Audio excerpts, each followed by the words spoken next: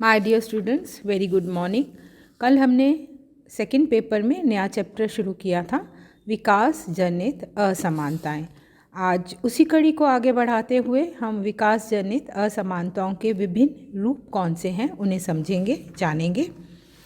भारत में स्वतंत्रता के बाद देश के सामाजिक आर्थिक विकास के लिए 5 वर्षीय योजनाएं शुरू की गईं।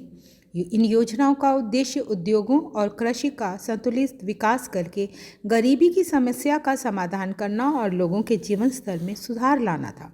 नियोजन के आरंभ में ये दावा किया गया था कि 5 वर्षीय योजनाओं के द्वारा विभिन्न क्षेत्रों की असमानताओं को दूर करके सभी वर्गों को उनकी आवश्यकता के अनुसार साधन उपलब्ध कराए जाएंगे और इसके लिए जिन क्षेत्रों की भूमि अधिक उपजाऊ नहीं है वहाँ बड़े बड़े उद्योग स्थापित करने की योजना बनाई गई।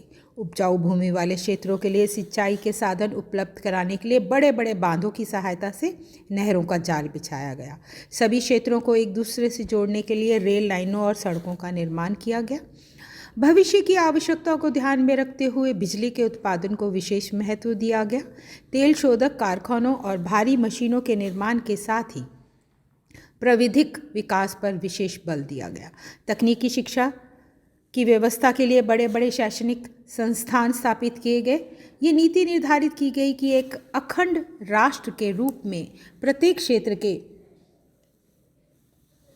संसाधनों के उपयोग का अधिकार सभी क्षेत्रों को है तथा विकास की प्रक्रिया में बिछड़े क्षेत्रों के हितों पर अधिक ध्यान दिया जाए।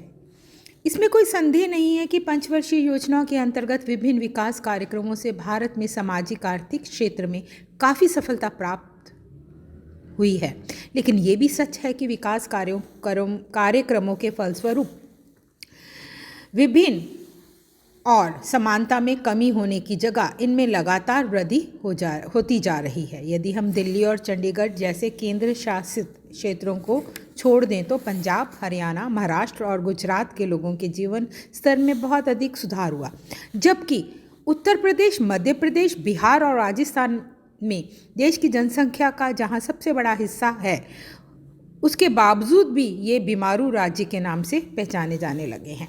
सामान्य धारणा ये है कि विकास कार्यक्रम से देश की राष्ट्रीय आय और सकल उत्पादन में काफ़ी अधिक वृद्धि हुई, लेकिन इसका लाभ देश के एक छोटे से हिस्से को ही मिल सका। इसी कारण अनेक विद्वान विकास के वर्तमान प्रक्रिया को एकांकी विकास के नाम से संबोधित करते हैं। भारत में विकास से उत्पन्न होने वाली असमानताओं के विभिन्न रूपों से इस समस्या की गंभीरता को हम समझ सकते हैं। विकास जनित असमानताओं के विभिन्न रूप। सबसे पहले क्षेत्रीय असमानताएं। विकास कार्यक्रमों का उद्देश्य क्षेत्रीय आवश्यकताओं के अनुसार विभिन्न क्षेत्रों का संतुलित विकास करना था। इसके विपरीत स्वतंत्रता के बाद विभिन्न क्षेत्रों के बीच आर्थिक असंतुलन कम होने की जगह अधिक हो गया। क्षेत्रवाद में वृद्धि होने से कोई भी राज्य अपने संसाधनों का लाभ दूसरे क्षेत्रों को नहीं देना चाहता। फलस्वरूप जिन क्षेत्रों में खनिज पदार्थों